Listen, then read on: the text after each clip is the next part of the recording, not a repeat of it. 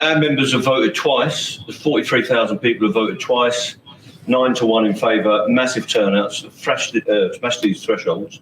And this week we had a referendum. We were told you're not putting this to a referendum.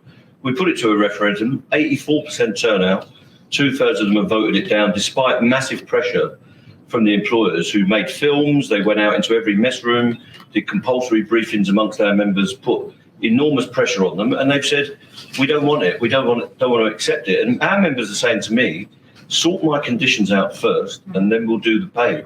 Pay's not even at the top of our members' agenda. Of course, they want a pay rise, who wouldn't in this crisis? But I think the caricature that we're getting across the media, across the commentariat, is totally false. Like the health service, railway workers want to provide a service. Many of our people have been in the industry 30 and 40 years. They don't want to be put in this situation, but they haven't had a pay rise for 3 or 4 years now. And they've got to have one, and they've got to have a set of conditions, the things that govern their lives, which, like many of the other people here, is 24/7.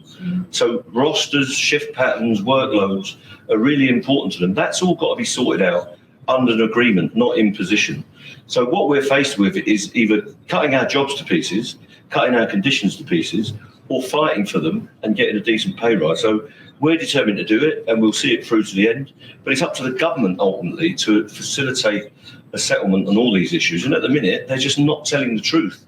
Even in the chamber of the House of Commons and at Transport Select Committees and on every media outlet, the Secretary of State is telling mistruths and saying things that are short of the truth.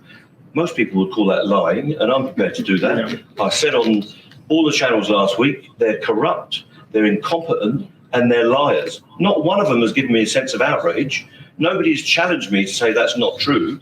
All of those things are true, and they've got to either work out what they're going to do to resolve this or get out of the way and let us resolve it with the employers.